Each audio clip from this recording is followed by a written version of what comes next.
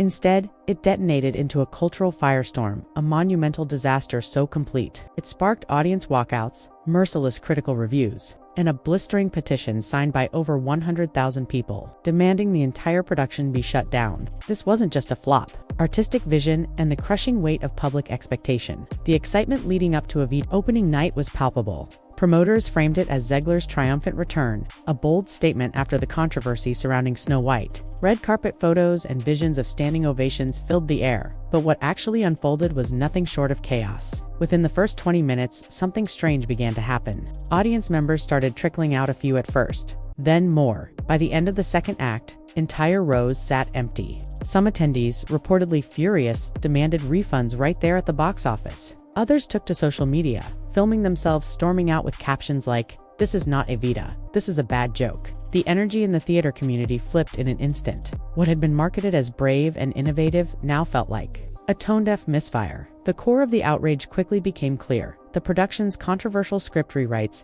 The most viral clip showed a young couple whispering, "Is this satire?" as Rachel Zegler belted out one of Eva Perón's most iconic lines, allegedly reworded to include modern feminist buzzwords, not present in the original. This clip alone racked up over 6 million views in just 24 hours. Audiences weren't just disappointed, they were enraged, accusing the show of being a woke rebranding project disguised as art. One viral TikTok rant declared, "You didn't modernize her story, you buried it under ego and politics." Then came a chilling allegation. A leaked memo, purportedly from inside the production, revealed that cast members were instructed to begin clapping on cue to avoid what producers feared might be an awkward silence. The illusion shattered, revealing a desperate attempt to manufacture approval where genuine enthusiasm was lacking. The critics, usually a mixed bag, were this time merciless. One outlet famously described the show as a political lecture wrapped in glitter. Another wrote, "With brutal precision, Zegler delivers her lines like she's still on a press tour, not a stage."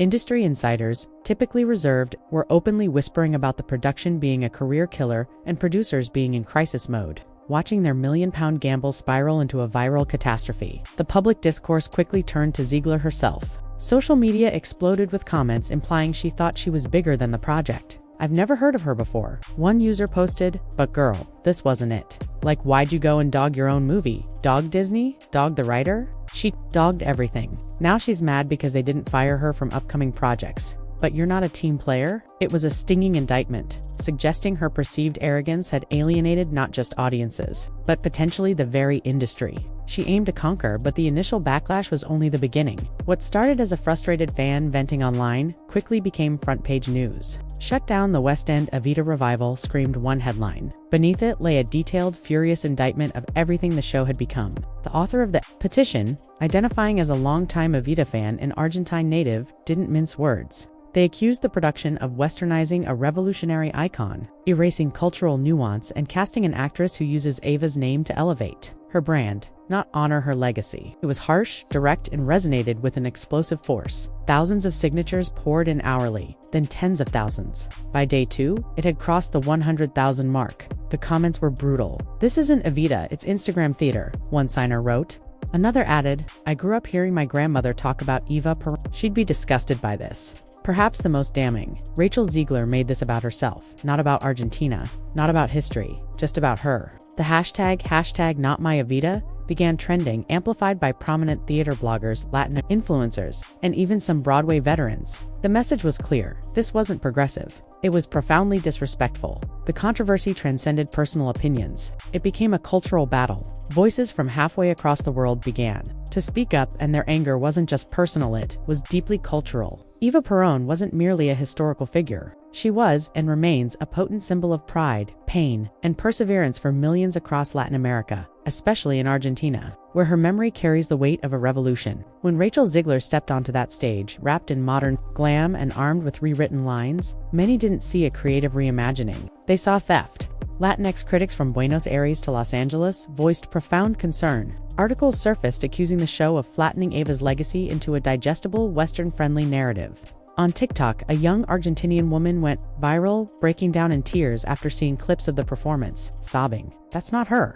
That's not who we grew up honoring. This is cosplay." Even prominent academics joined the discourse. detailing how Western productions often erase the revolutionary complexity of Latin figures, turning them into digestible heroines for mass consumption. Eva, they claimed, was the latest casualty. In a growing trend of historical erasure disguised as empowerment, the backlash didn't stop there. An online Latino theater coalition released a joint statement, calling the production culturally irresponsible and demanding an apology. Some even hinted that the show could face protests if it continued. The pressure was mounting, and what made it worse was how avoidable it all seemed. According to a now-deleted Instagram comment from someone claiming to be a former consultant, on the show, producers allegedly ignored advice from Latin cultural advisors, choosing instead to go bold with Zegler at the helm. Bold, perhaps, but now it was looking reckless. While the cultural firestorm raged online, a quiet ticking bombshell was starting to detonate backstage. Whispers from within the production were spilling into the spotlight, and what they revealed made everything 10 times worse. It wasn't just the audience who sensed something was off. People working inside the Evita production allegedly knew things were unraveling long before opening night, according to a series of anonymous leaks, posted to Reddit and later amplified by theater gossip pages on Instagram and X. The rehearsal process had been a disaster for weeks. One user, claiming to be a wardrobe assistant, stated it was chaos from day one. Nobody agreed on the tone. Scripts were getting changed every night. Everyone walked on eggshells around Rachel. Another person, reportedly a chorus cast member, described the vibe as tense and unstable, adding that Zegler had a wall of PR people around her at all times. They continued, she was protected, untouchable. If someone challenged a line or a scene, it was always brushed off as not supporting the new vision. But the most damning post came from someone claiming to be part of the tech crew.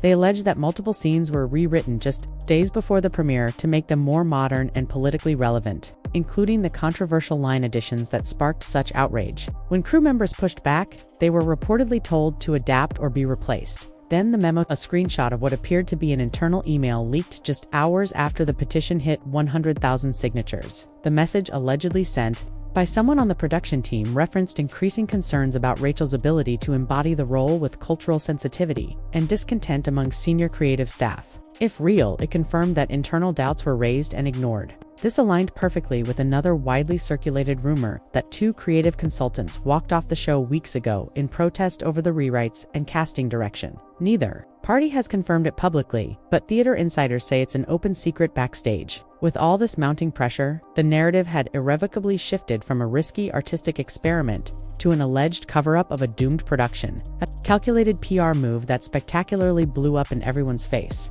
But the most damning sign of all wasn't backstage whispers. It was right there in plain view, the theater seats that no one bothered to fill. Even before the petition went viral, there were signs the public had made up its mind. Just 3 nights after opening, photos started circulating online, and they were brutal. Entire rows of seats sitting empty.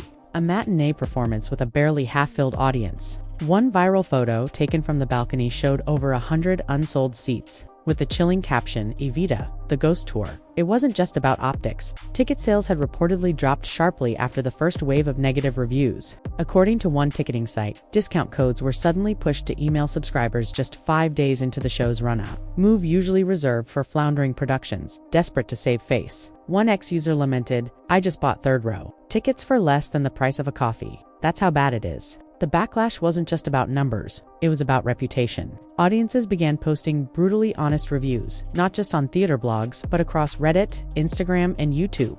The common theme, the show felt more like a social media stunt than a serious production. "I felt like I was watching someone rehearse a TED Talk in costume," one reviewer said. Another added, "It's like they wanted to offend everyone, fans of the original, Latin audiences, and anyone who respects theater." The term self-parody started trending alongside Evita on TikTok.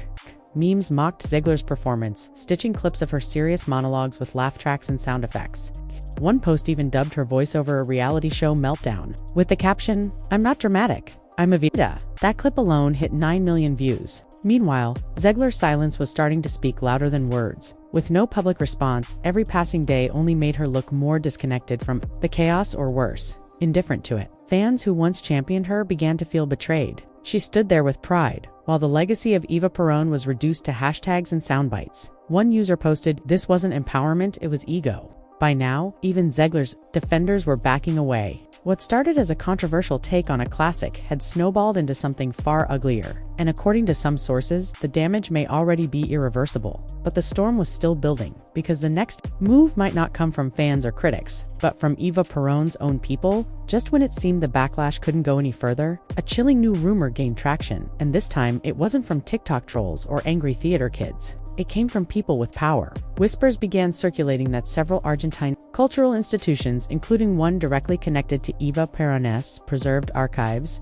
were reportedly preparing a public response. Not a tweet, not a meme, but a formal statement. One post from a Buenos Aires-based journalist claimed that representatives from the Foundation Eva Perón had received dozens of outraged messages from Argentinians abroad, many of whom accused the show of disrespecting a national icon. According to the same report, internal discussions were underway about whether to denounce the production as a misrepresentation of Eva's legacy, or worse, call for its closure altogether. If that happens, the damage could escalate beyond social media drama into a full-blown international scandal. It wouldn't be the first time Argentina has defended her memory. In the past, productions of Evita have been altered, paused, or banned outright. When cultural groups felt they crossed the line, the musical isn't just a piece of entertainment. In many circles, it's a symbol of history, pride, and pain. And portraying Eva as a flashy modern influencer figure isn't just seen as lazy, it's seen as deeply offensive. This might explain why sources close to the production claim security has quietly been increased backstage. A theater staffer told a gossip blog that protests may be planned outside future performances, especially as the viral petition approaches 150,000 signatures. They're worried it's going to get political fast, the source said. Meanwhile, cast morale is reportedly at an all-time low. Several background actors have allegedly stopped showing up to rehearsals. Crew members are begging not to be scheduled. And the energy inside the theater? One word: toxic. Zegler herself has remained silent, but insiders say there's panic behind the scenes. Her team is allegedly weighing whether to pull her from the production entirely in an effort to salvage her long-term reputation, but with the damage already done, many are wondering, is it too late? Because this time, it's not just fans walking out, it's history itself, and it might not forgive. What began as a comeback has become a catastrophe. Rachel Zegler's Evita was supposed to be her redemption arc, a triumphant return to form after the Snow White debacle, a chance to show the world she could command a stage and carry a legacy. Instead, it's transformed into a searing cautionary tale about ego, about overreach, about what happens when you try to repackage cultural icons into trendy soundbites without truly understanding who they were. The petition to shut down the show didn't appear out of nowhere. It was a response, a boiling point. And with over 100,000 signatures and counting, it's more than just a message, it's a movement, a demand that theater, especially theater based on real people with real legacies, be treated with care, not clout chasing. Zegler's continued silence has only added fuel to the fire, leaving fans, critics, and insiders all asking the same thing. Why hasn't she said anything? Is it arrogance? A calculated strategy? Or is she simply waiting for it to blow over, hoping the outrage cycle moves on to someone else? But this one might not go away, because at the center of this isn't just a musical. It's a woman who inspired a nation, and a performance that, in the eyes of many, turned her into a caricature. It's not just backlash, it's cultural grief. And for a production that was supposed to honor Eva Perón's memory, that may be the ultimate irony. Whether or not the show gets shut down remains to be seen. Whether Zegler responds, steps down, or pushes forward, no one knows. But one thing is clear, the story is far from over, and whatever happens next, it won't be quiet.